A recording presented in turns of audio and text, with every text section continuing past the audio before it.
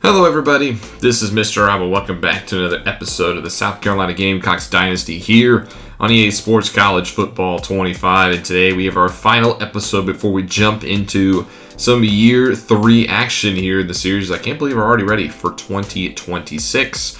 So it's going to be a little bit of a two-part. First, we're going to go live comm and kind of just go over the team and get you guys ready for another season of Gamecock football. And then we'll take a little bit of time and preview some of the other top teams around the country and see who could be contenders going into the new year. So if you're excited for this one, make sure you drop a like and you subscribe down below, especially if you want more Gamecock content, as we are in the preseason. So I thought this would be a good time to preview the roster. I'm not going to show you the recruiting board and stuff yet. I haven't finalized who I'm going after despite the check mark.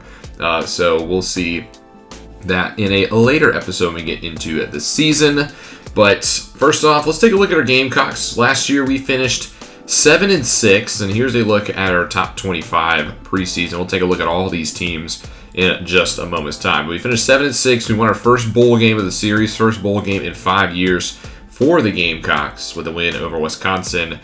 And then ever since then, this team has gone through a lot of changes, but there is good on the horizon. Here's a look at our roster going into 2026. Obviously, the big story is Lenore Sellers transferring from South Carolina. So despite this good team, we don't know who's going to play quarterback. And right now, it looks like it's going to be the redshirt sophomore Dante Reno. He is going to get the first crack at being the starting quarterback for this team.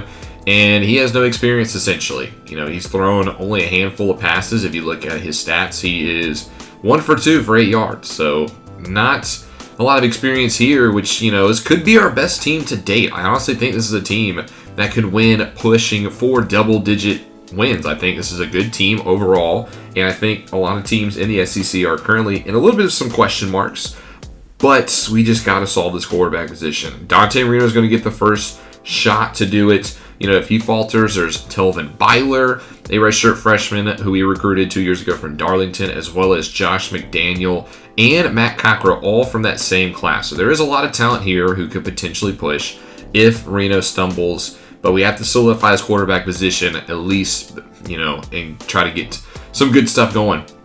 Now, whoever is the quarterback is going to have some help. There is Braylon McReynolds, the halfback, who had a good season last year. Overall, he put up good numbers. He was a transfer 2 years ago from South Alabama.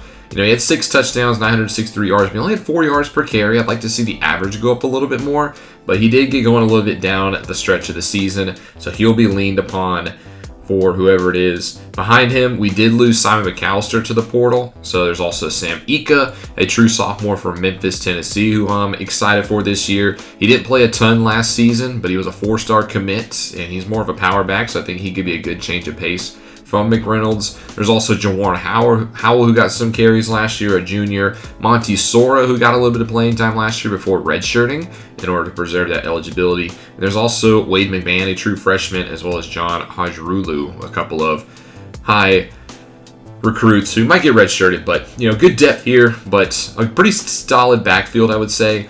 Wide receiver, I love this skill set we have. Nick Harbor, you know, not much else that we haven't said about Nick Harbor. Unfortunately, the only negative thing, he is going into his senior season, so this is going to be the last year of Nick Harbor. You know, he's had 2 great seasons here with the Gamecocks, double-digit touchdowns in both years.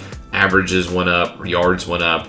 The only thing is, though, he might draw a little bit more number ones this season. He's officially past A.O. Maynor on the depth chart, and so we're just going to have to try to get him one-on-one. Hopefully he can win some of those routes with that speed and stuff like that. You know, he's got his catching traffic way ups to 95.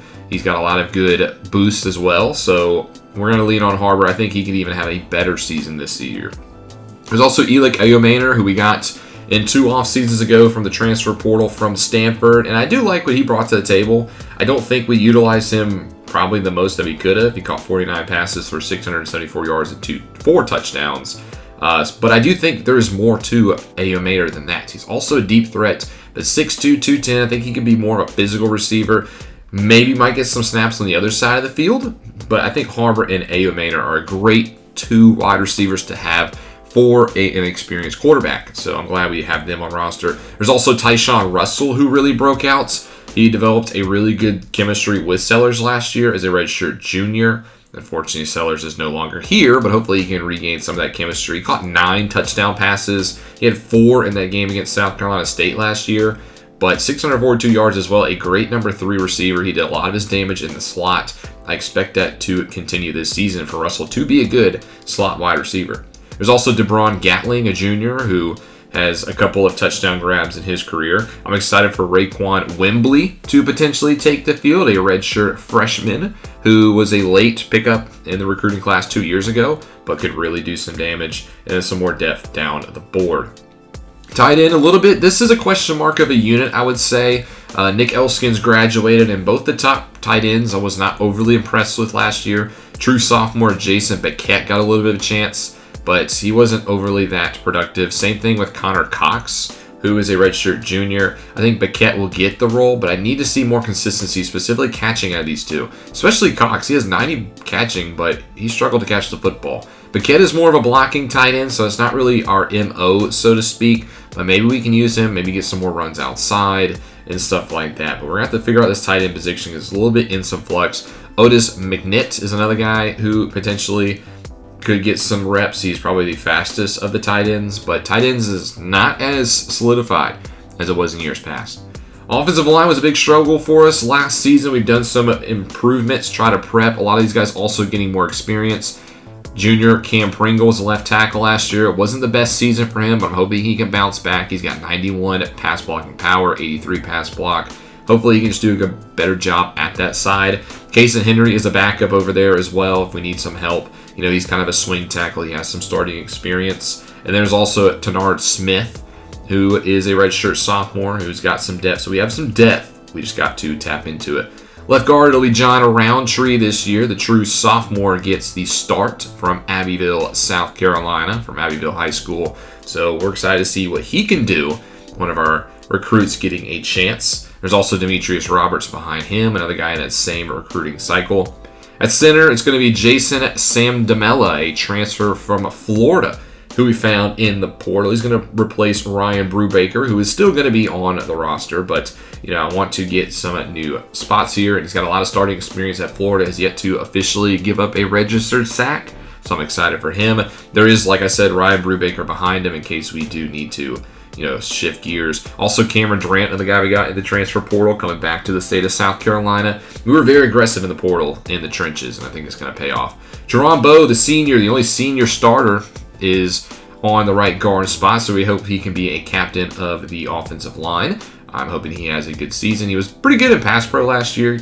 Not the best in the run protection, though, so hopefully he can pass and get better in that regard. Chase Swigert behind him as well. And then right tackle Josiah Thompson, the redshirt sophomore who struggled in his freshman campaign. Not as sort of set in stone with this one. There's a lot of other good depth here as well. Jamie Johns, a redshirt freshman from Abbeville High School as well. Actually, he was high school teammates with left guard John Roundtree. So they're also roommates and best friends. So maybe some chemistry there if we want to go that regard. There's also Emmanuel Poku, who we got in the transfer portal as well in the offseason. Like I said, very aggressive in the portal this year. He spent the past 2 years at East Carolina, a little bit shaky, but maybe just coming back to a new team will help him as well. But there's some options here as well. On the defensive side of the football, I think this is where our strength is. Now, we lost a lot on the defensive line. TJ Sanders graduated. Dylan Stewart, our sack leader the past 2 years, transferred to Clemson of all schools. But I think we did a pretty decent job of trying to replace these guys. And probably our biggest get in the portal this past year was Caden Curry, the former Ohio State Buckeye.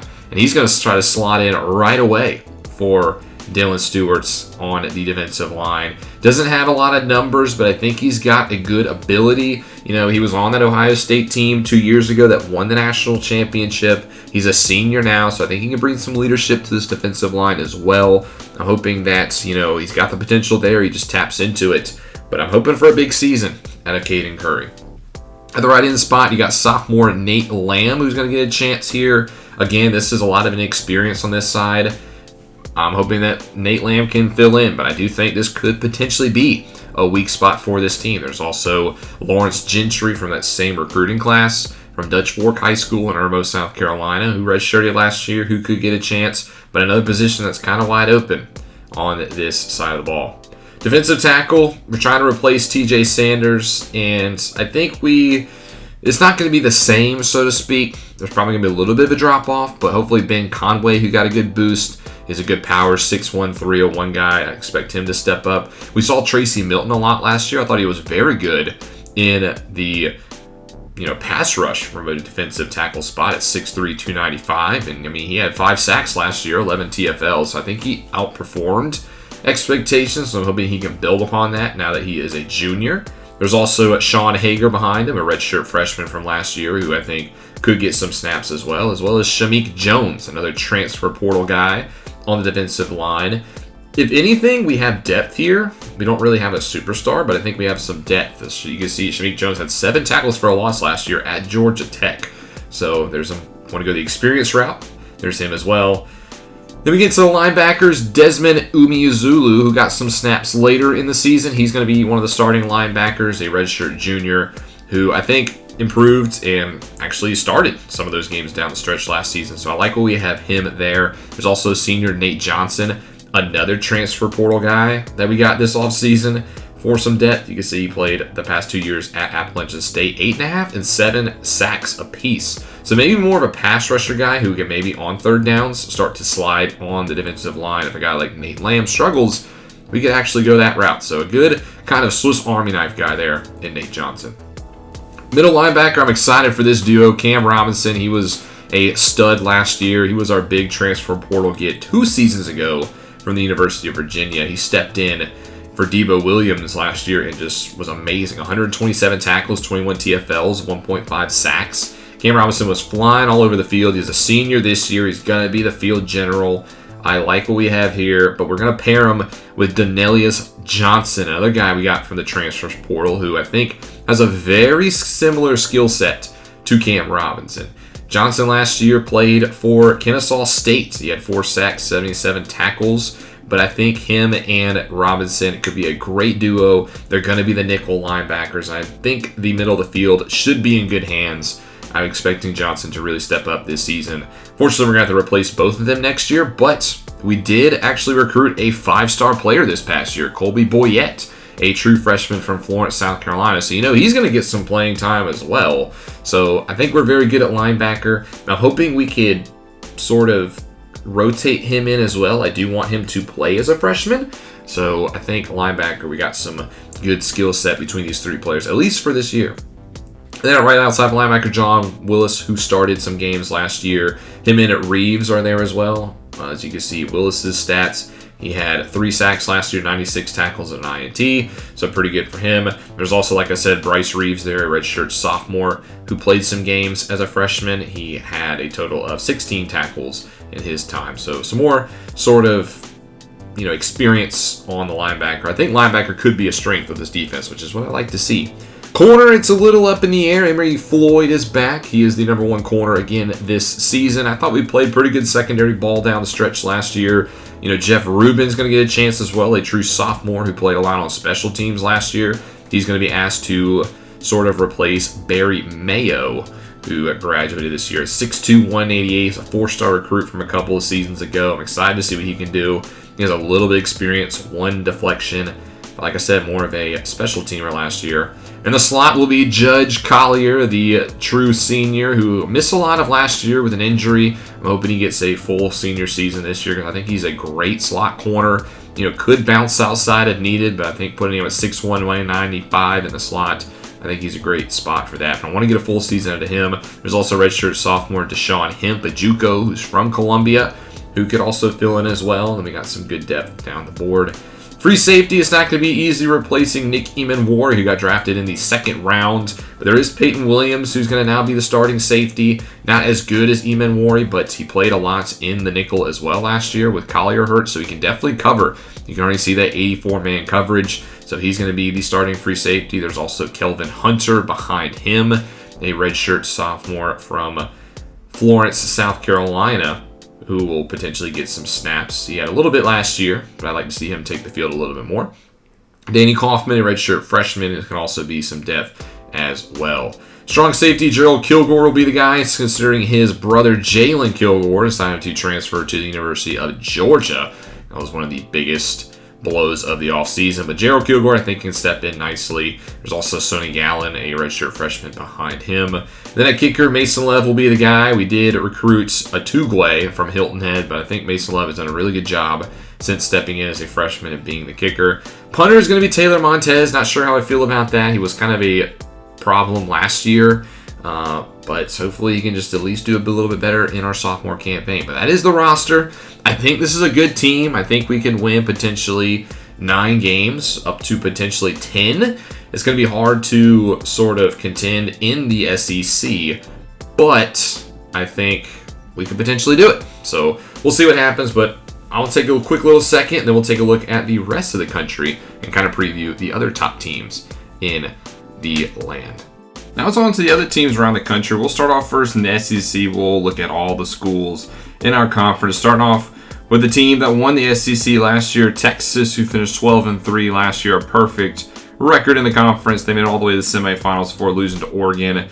They're going to be a tough team, but obviously the story is Arch Manning finally getting his chance to start. He's never thrown a pass, and now that he's a junior, the reins are all his. No Ewers, no Milroe.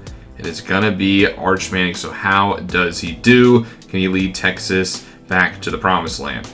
Continuing with them will be Alabama, who had a good season last year. Didn't make the playoff, though, but they're looking to bounce back here. They have a pretty talented roster. They're now led by what looks like Austin Mack. I think he's going to get the start, the redshirt junior, who's never thrown a pass. There's also still Ty Simpson from last year. It's been a battle in spring camp with the Crimson Tide. But whoever starts at quarterback is going to have a lot of good skill positions around him. And I think Alabama could once again get to the top of the SEC if they can just figure out who is going to throw the football. Probably my pick for the championship this year is the Georgia Bulldogs, who finished 11-3 last year. They lost to Texas in the quarterfinals. I think it is time for the Dogs to get back to the top of the country. This team has so much depth. You know, on the defense, led by senior linebacker C.J. Allen, who threw 81 tackles. But a lot like the other teams in this conference, we don't really know who's going to play quarterback. Right now it's listed as Ryan Poglis, who is a redshirt sophomore, but again, he's never thrown a pass. There is Gunnar Stockton as well. He could play, but I don't think it's going to be that much of a problem. I think the Bulldogs, they've never really been known for their elite quarterbacks. Carson Beck was pretty good a couple years ago, but I think they just have so much talent to get denied another championship. Now we start to get into the other grouping of the SEC, starting off with Kentucky. Now, Kentucky had a good season last year, going 9-4, but I just don't see them getting to that point again.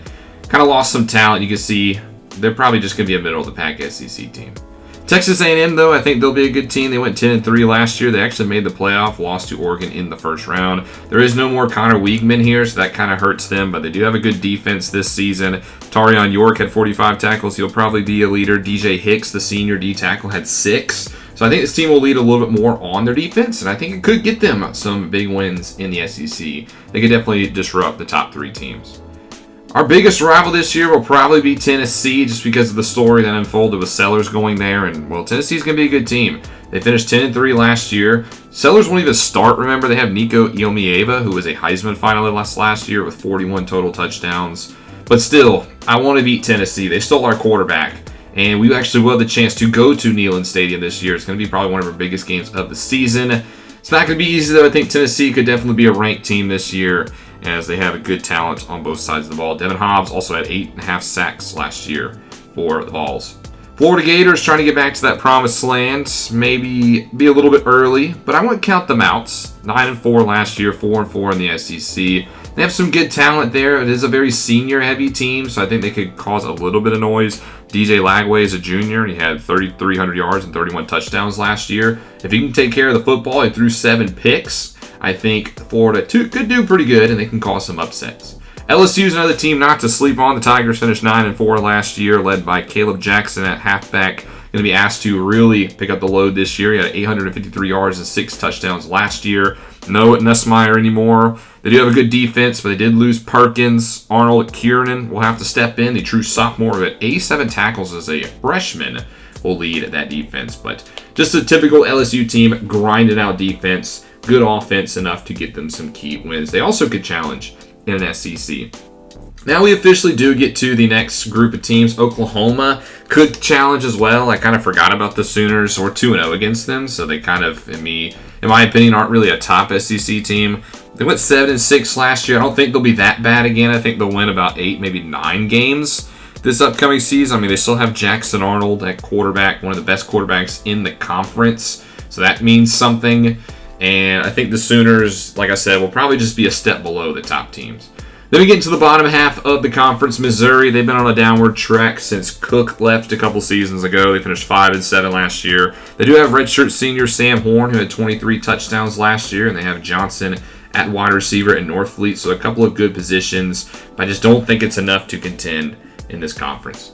Arkansas, they went 4-8 last year. If you look at their team, they have 3 top centers, which I guess means something. But other than that, not really much here. Just kind of a boring overall team, I would say. They will probably win games like 13-10. Auburn, the Tigers, they finished 4-8 last year. They have one of the best corners in the league, and Kalen Lee, a senior who had 5 INTs last year. A pretty solid defense for the Auburn Tigers, but again, it's just kind of been their problem these past couple years. I just don't know if they have the offense to keep up. Coleman and Hoover are good wide receivers, but I just don't know if they're good enough. So again, kind of like Arkansas, the Tigers will probably just win some grinded out games. Mississippi State, the Bulldogs, finished 5-7 last year. Same boat as Arkansas and Auburn and Missouri before them. They just don't have the firepower to necessarily contend in the conference. Trayvon Williams is their leader. He needs to step it up. Only 2.5 sacks last season. Vanderbilt's the bottom dwellers of the conference. They were not last year, though. They went 2-10, and they did win 1 conference game. But it's not going to be easy for the Commodores. They have 2 good wide receivers, but other than that, not much to really write home about. Last year was Ole Miss, probably the biggest disappointment. They went 3-9 and didn't win a conference game last year. That was the worst team in the SEC. I don't think they'll be the worst team again. Now, they're definitely rebuilding. They're going to start a true freshman at quarterback in Kevin Owosika, who's a 5-star from Montgomery, Alabama. So if that goes well, they have a future, but this is definitely going to be a rebuilding year for the Rebels. Now going around the league, we'll take a look at the other group or Power 4 teams, starting off with the ACC and, of course, the Clemson Tigers, our rivals, who are, again, they're going to be good. They finished 11-4 last year, back on top of the ACC, lost in the quarters to the University of Southern California, so the other USC team. They do have some problems they got to get over. They're losing Heisman quarterback Cade Klubnik, so it'll be Christopher Vezina, the redshirt junior, with a chance to start. In his career, he's only thrown 35 passes, 3 touchdowns, 2 interceptions. He'll lead the way for the Tigers. Cal had a great season last year in their sophomore season in the ACC. Don't think they're going to replicate it, though. They went 10-4, lost in the first round to Georgia, but they lost a lot of talent. You can see here, not much is left from that playoff team. NC State was the number 1 team in the country for a little bit, then fell off a cliff towards the end, finishing 10-3. They're just kind of the MO. They start the season well, and they fade down the stretch. They do have a good linebacker, Kamal Bonner, who had 3 interceptions. He's a redshirt junior, but not much there. Virginia Tech also lost Kyron Drones, and their top-rated team or player on their team is a kicker. So I'm not sure how that'll translate. We did lose to the Hokies last year, but they went 9-4. Like I said, lost Drones at quarterback. Going to have to replace him. The Tar Heels are a team I do like in the ACC. They finished 8-5 last year. They're anchored on the offensive line by guard Zach Rice. But I do think this is a team that's got some pretty solid depth. I think the defense has some talent sprinkled in at all levels. No elite players, but they have some solid building blocks, and the Tar Heels could make it to Charlotte. Florida State, another year where we take a look at them. They're not ranked, but you just got to talk about the Seminoles, man. They finished 6-7 last year. They continue to disappoint, but the talent just continues to be there. Not sure when it will click for the Noles, but we'll have to see if it is this season. If they can click, they again could win the ACC, but that's a big if. Last team we'll talk about in the ACC is Miami, because we'll actually see Miami this year. They finished 5-7 last year. They're one of our teams. We have a home and home against them the next couple of seasons, so this year it will be in Columbia. And this is a talented team for 5-7. They have 2 good skill positions. Josiah Trader and Mark Fletcher are not going to be easy to guard. So we'll have our hands full when we play the Hurricanes. Then we go into arguably the biggest team or biggest conference, I would say, in the Big Ten. The top 3 teams all in this conference. If you talk about the Big Ten, you got to talk about the reigning national champions, the Oregon Ducks, who finished 15-1. They finally won the big one. Dante Moore is back at quarterback for his senior campaign. He didn't go pro, coming off of a national championship MVP season. And the Ducks will be looking to go back-to-back. Braden Platt had 99 tackles, 4 sacks, and an interception as a freshman. He anchors the defense. Good levels for the Ducks as they made it to 2 straight. They won it last year. Can they go back-to-back? Now, the team they beat in the championship was Michigan. The Wolverines, who won it just 3 years ago, were back and lost last year. They went 14-3. Another good, solid team. They don't have Alex Orji at quarterback anymore, but they do still have Frederick Moore at wide receiver, who only had 595 yards and 6 touchdowns last year. But again, the Wolverines, a threat in the Big Ten. One of the, if not the best conferences in football. And Michigan wants to get back to that national championship. They were so close last year, but they lost to the Ducks. So we'll see if they have the firepower to get back. Now, neither of those teams actually won the Big Ten. It was actually the Trojans who won the Big Ten, going 12-3. They lost in the semis, though. But, I mean, they won the conference. So this is a team not to sleep on. I don't think they're on the same level as a lot of the other top teams in this conference. But, I mean, the Trojans, led by Quentin Joyner at halfback, could repeat. How about Ohio State? How about the team that actually won it 2 years ago? The Buckeyes went 9-2, didn't make it to the playoff, but again, another top talented team. One of the best corners in Aaron Scott, who's only a sophomore. He had 4 picks last year. He's only going to get better. This is just such a deep conference at the top. So the Buckeyes, again, could get back to that land. How about Penn State? Nittany Lions are always just a cut below those top teams in the Big Ten. They did make the playoff last year, but they got first rounded by Clemson. They finished 10-3.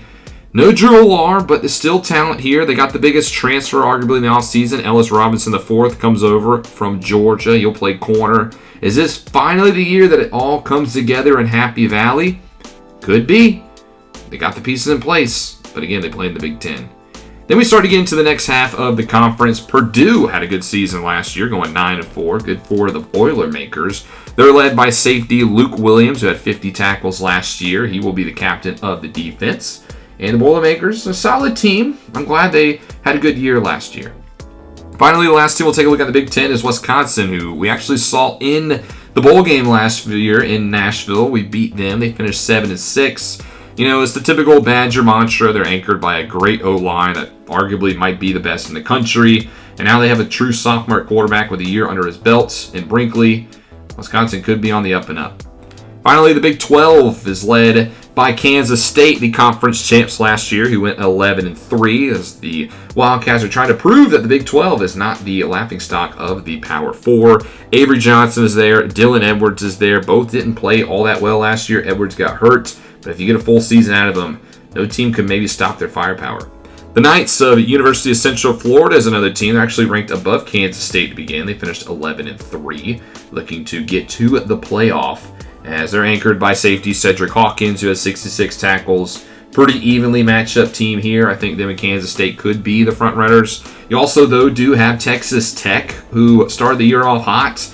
They didn't have a bad middle of the season stretch where they lost 3 straight. I think the Red Raiders would have made the playoff. They finished 8-4, and they have good weapons. Micah Hudson might be one of the most explosive players in the land. He had 10 touchdowns last year, 13 the year before.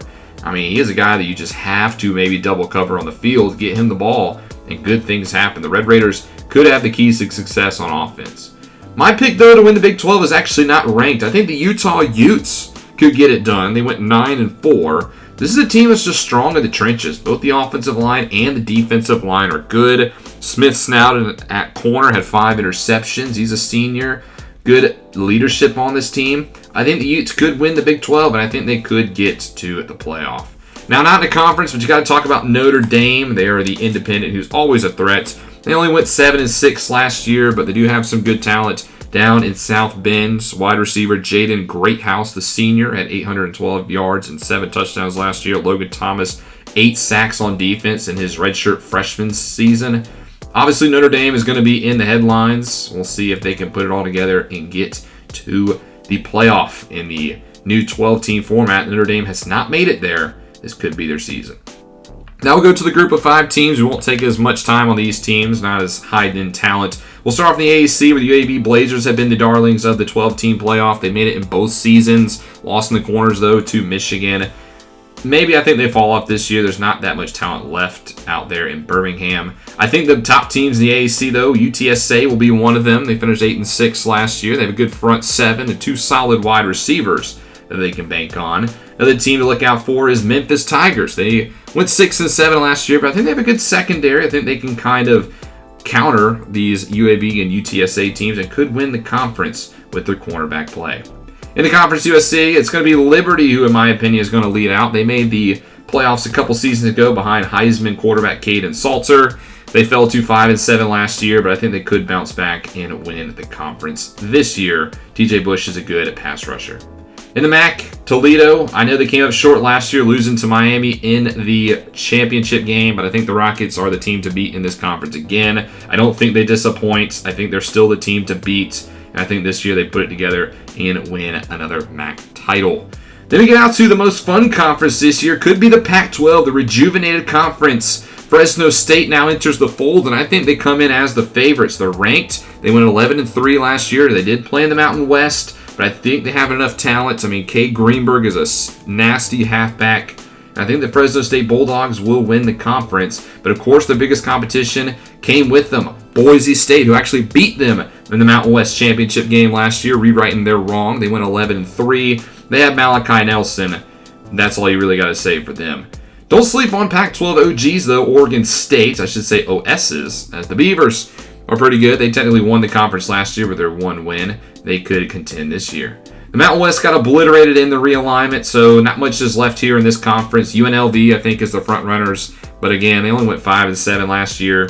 This is probably one of the weakest conferences in college football, but at least they do have halfback Jaden Thomas to lean on. Finally, we get into the Sun Belt, the only conference in divisions nowadays. In the East, I think it's going to be App State leading that way. They went 6-7 last year, all 6 wins coming in the conference, and they have some decent talent. But Texas State could be the team. They won it last year. They won it the year before. Until they get beat, they're the team to beat in the Sun Belt, going 11-3-6-2. So that does it for some of the previews around the league. Hope you guys enjoyed that. Here's a look at our schedule. I haven't officially finalized it, but I think this is where we're going to go with. We're starting off at home against FAU before playing Miami, and then we have our SCS opponent in Towson before playing some big conference games. Home against Texas, at Kentucky, at Arkansas, at Auburn, home against Mississippi State, home against Florida. Then we have a bye week, but then we have home against Georgia, at Tennessee, and then at Clemson. That ending stretch is going to be tough, but I do think it aligns for us this year, where a lot of the tough teams we do play are at home, so we can steal some of those games. Maybe we beat a Texas, maybe we beat a Georgia, maybe we beat a Florida. Maybe we even go on the road and win a couple of games like Tennessee. It's going to be a good year. I'm excited for year 3. This one should be one of the most fun to date with all the turmoil and turnover in the nation. But thank you guys so much for watching. Can't wait to bring it to you guys. First game will be next episode. If you enjoyed this, make sure you drop a like and you subscribe down below, especially if you want more college football content. This is Mr. Rob, and I'll see you in the next one.